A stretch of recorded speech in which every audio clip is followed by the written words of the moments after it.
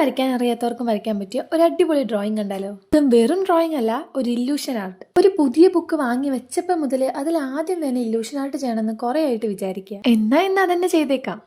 അപ്പോൾ ഓടിപ്പോയ ഒരു ബുക്ക് എടുത്തിട്ട് വാ, എന്നിട്ട് ഈ കാണുന്ന രീതിക്ക് കുറേ കോളംസ് അതിലോട്ട് വരച്ചു കൊടുക്കുക. ഇനി അടുത്ത് ചെയ്യുന്ന സ്റ്റെപ്സ് ഒക്കെ വളരെ സൂക്ഷിച്ച് ചെയ്യുക, ഇല്ലെങ്കിൽ നൈസായിട്ട് പാളിപ്പോകും. ആ പറച്ചിലേക്കുമ്പോൾ നിങ്ങൾക്ക് മനസ്സിലായില്ലേ, ആദ്യം ഒന്ന് പാളിപ്പോയിട്ട് രണ്ടാമത് തുടങ്ങിയതാന്ന്. എനിവേ, ഇങ്ങനെ കുറച്ച് പെറ്റൽസ് വരച്ചു കൊടുക്കുക. ഒരേ പാറ്റേണിൽ വരയ്ക്കാൻ ശ്രദ്ധിക്കുക. ഫുൾ ബോക്സിലും പെറ്റൽസ് ഒക്കെ വരച്ചതിന് ശേഷം ഈ കാണുന്ന രീതിക്ക് കുഞ്ഞു കുഞ്ഞു ലൈൻസ് വെച്ചിട്ട് ആ പെറ്റൽസ് ഒക്കെ ഫില്ല് ചെയ്യുക. ഭയങ്കര സ്ട്രെസ് റിലീസിങ് ആയിരിക്കും കേട്ടോ ഇത് ചെയ്യുമ്പോൾ.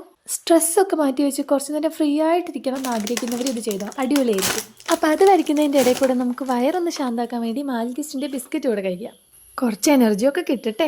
ഇനി അതൊക്കെ കംപ്ലീറ്റ് ആക്കിയിട്ട് ഈ കാണുന്ന രീതിക്ക് കുറച്ച് ലൈൻസ് കൂടെ വരച്ചു കൊടുക്കണം. ഇത് വരയ്ക്കുന്നത് നേരെ ശ്രദ്ധിച്ച് എവിടെ നിന്ന് സ്റ്റാർട്ട് ചെയ്യണം എന്ന് നോക്കിയിട്ട് വരയ്ക്കാം. ഇതും കൂടെ കംപ്ലീറ്റ് ചെയ്ത് കഴിഞ്ഞാൽ നമ്മുടെ ഡ്രോയിങ് ഏകദേശം ഓക്കെ ആയി. ഇതുപോലൊരു പെൻസിൽ എടുത്തിട്ട് ആ പെറ്റൽസിൻ്റെ എഡ്ജസ് ഒക്കെ ഈ കാണുന്ന രീതിക്ക് ഒന്ന് ഷെയ്ഡ് ചെയ്ത് കൊടുക്കുക.